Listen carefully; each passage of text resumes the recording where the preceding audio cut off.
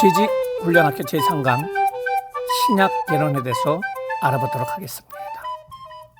첫 번째로 신약성경의 기원입니다. 신약시대에는 구약성경밖에 없었습니다. 왜냐하면 예수님께서 직접 가르쳤기 때문에 필요성을 느끼지 못하였기 때문입니다. 그러나 시간이 지나면서 그 필요성을 많은 사람들이 느끼게 됩니다.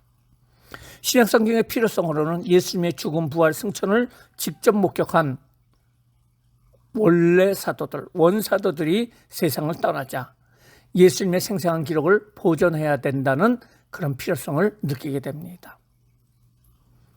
그리고 이방선교의 교회 확장에 대해서 문제를 제기하는 이단에 대해서 분명한 교리와 규칙을 정립할 필요가 있었어요. 또한 2세기 동안에 신약의 외경들이 나타나는데요. 신약의 외경이라는 것은 하나님의 말씀이 아닌 사람들이 임의로 꾸며낸 성경책, 예수님에 대한 기록, 또한 사도들에 대한 기록을 말해주고 있는 것이 외경인데요. 그런 외경들이 나타나 교회를 회방하고 문제를 야기시켰기 때문에 진정한 하나님의 말씀과 예수님의 행적과 모든 것을 정립시킬 그런 필요성이 있게 됩니다. 두 번째 명칭입니다. 신약이라는 것은 뉴 테스트먼트, 새로운 계약, 새로운 언약이라는 뜻입니다. 옛 계약은 무엇일까요? 모세를 중재로 하여서 하나님의 아들 메시아가 나타날 것이라는 그 예언입니다.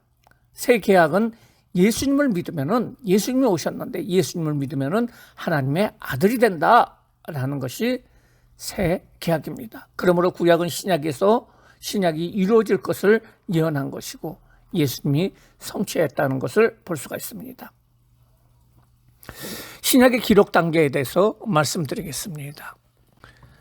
복음의 시기가 있습니다. BC 4년서부터 AD 30년까지는 예수 그리스도가 복음 자체고 전부고 본질이었습니다. 그 이후에 AD 30년서부터 AD 50년까지는 구전의 시기입니다. 12사도, 원사도 시대에 그 사도들이 예수 그리스도의 가르침을 전하고 인격사역으로 직접 가르쳤습니다. 그리고 재림이 자기 생애에 올 것을 확신했기 때문에 기록의 필요성은 느끼지 못했습니다.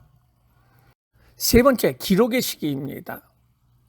AD 50년서부터 95년까지 교회가 세워지고 예수 그리스도의 생애를 생생히 전하기 위해서, 전파하기 위해서 기록이 교회에 필요하다는 것을 모두가 공감하게 됩니다.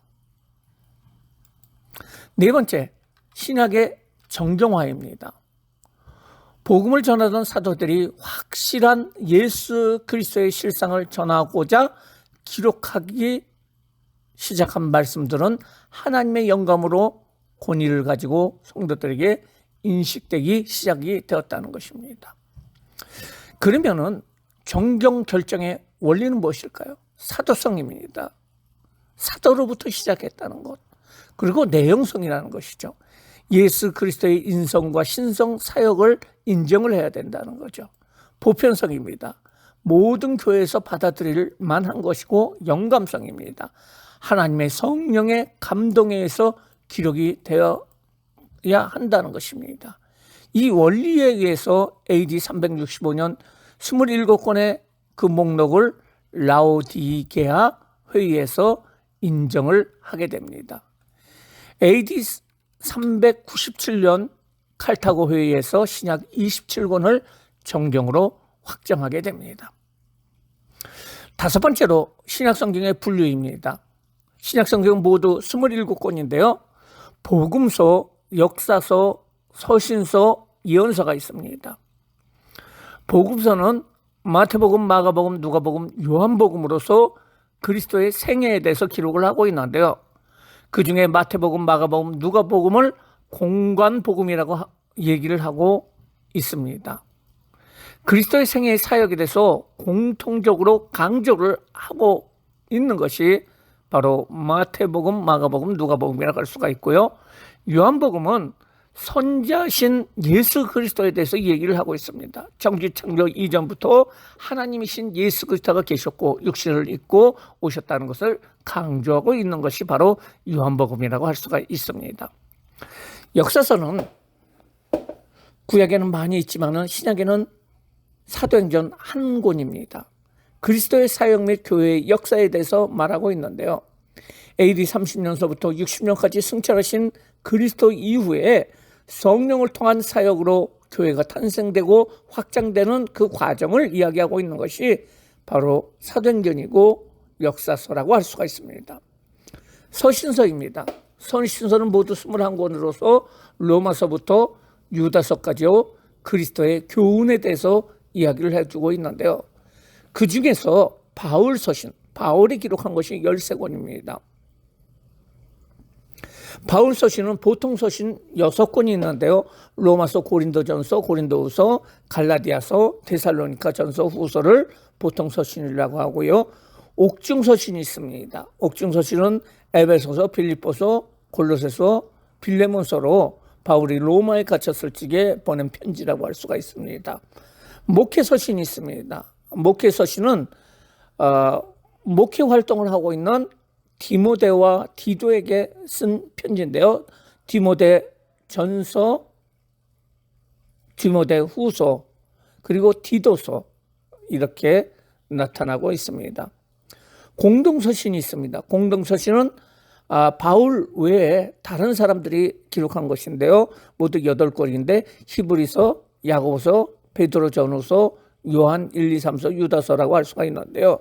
히브리서는 누가 기록됐는지 그 저자를 모르고 야고보서는 야고보가 기록했습니다.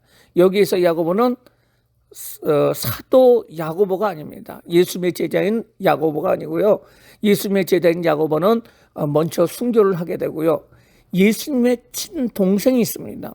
동생이 야고보인데 나중에 회개하고 하나님의 일을 하게 되는데요. 그 야고보가 쓴 것이 바로 야고보서고요.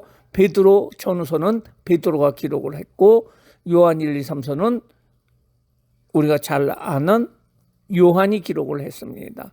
또한 유다서는 예수님의 동생이었던 유다가 기록을 했습니다. 예언서는 요한계시록 한 권입니다. 그리스도의 재림에 대해서 이야기를 하고 있습니다. 6번째, 신약 개론입니다. 첫 번째, 복음서에 대해서 우리가 알아보도록 하겠습니다.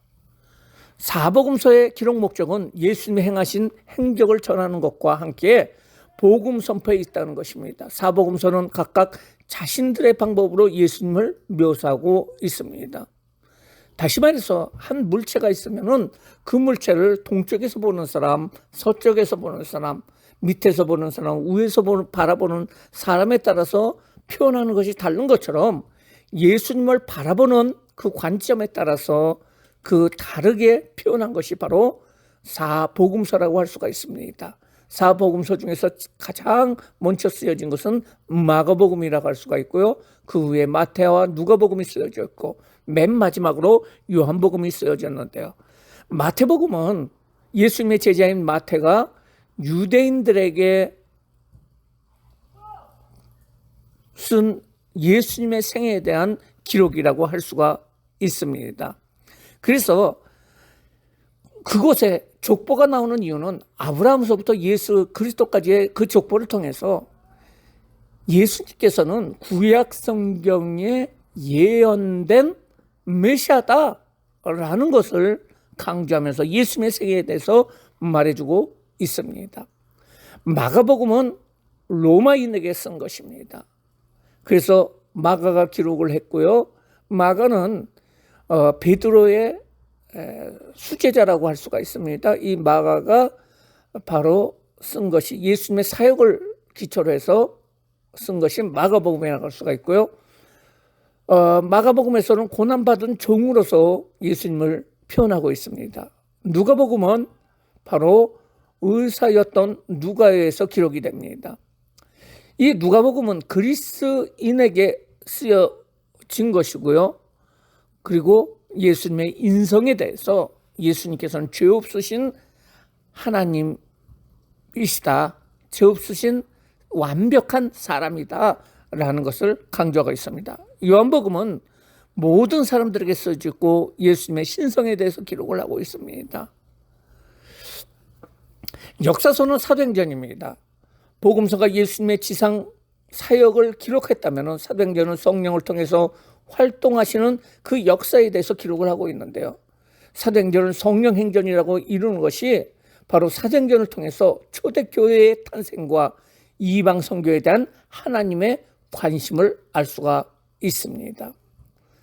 예수님께서 명령하십니다. 사도행전 1장 8절에 오직 성령이 너에게 임하시면은 권능을 받고 예루살렘과 유다와 사마리아와 땅끝까지로 내 증인이 되리라 라고 말씀하시고 승천하시는 모습이 나타나요. 그 예수님의 그 마지막 지상 명령에 대해서, 지극히 크신 명령에 대해서 그들 제자들이, 사도들이 그 말씀대로 준행하면서 예루살렘에서의 기독교, 그리고 유다와 사마리아에서의 기독교, 땅끝 이방인들에게서의 기독교를, 복음을 전파하며 예수님을 전하는 그 사역의 과정을 이야기를 하고 있습니다. 예루살렘에서는 바로 12사도가 중심이 되어서 복음이 전파가 되고요. 유다와 사마리아에서는 그 일반 집사와 일반 평신도를 통해서 바로 예루살렘 주변의 유다와 사마리아에 복음이 전파되는 것을 말해주고 있고요. 그 다음에 땅끝 복음은 사도행전 13장서부터 마지막까지 나오는데 사도 바울이 중심이 되어서 이방 지역에 복음이 전파되는 것을 말해주고 있습니다. 그 사도 바울이 쓴 그 서신서와 일반 서신서가 있는데요. 첫 번째로 그 서신서 중에서 바울 서신은 신약 27권 중에 13권이라고 할 수가 있습니다. 편지입니다. 이 서신은 성경의 백미이며 기독교의 참된 진리인 이신득이 믿어야 하나님의 믿음으로 주님의 나라에 들어갈 수 있다, 믿음으로 구원을 얻을 수 있다, 이신득이에 가장 확실하게 전하고 있는 것이 바로 사도 바울이 했던 바로 바울 서신이라고 할 수가 있습니다. 공동서신이 있습니다.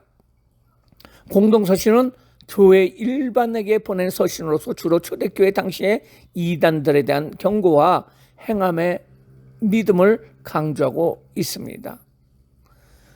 예언서에 대해서 말씀드리겠습니다. 예언서는 요한계시록을 말하는데, 이는 세상 종말에 나타날 사건을 계시를 받아 묵시로 적은 말씀인데요.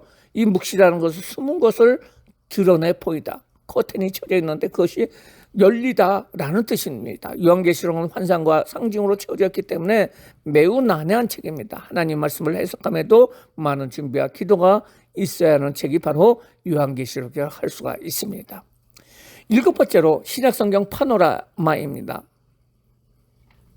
마태복음은 왕으로 오신 예수 그리스도에 대해서 말하고 있습니다. 왕 중에 왕이신 그 예언된 메시아로서의 예수 그리스도를 말해주고 있고요. 마가복음은 종으로 오신 예수 그리스도에 대해서 이야기를 하고 있습니다.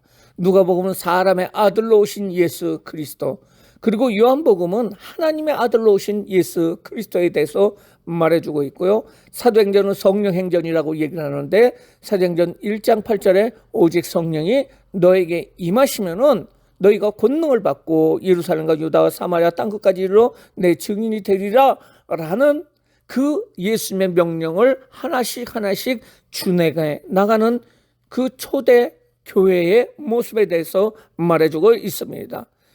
바울은 3차례 선교 여행을 갑니다. 1차 선교여행, 2차 선교여행, 3차 선교여행, 그리고 로마 선교를 가게 되는데요. 2차 선교여행 때 데살로니가 교회를 개척을 하게 되는데, 그 데살로니가 교회를 향해서 편지를 쓴 것이 데살로니가 전서와 후서입니다.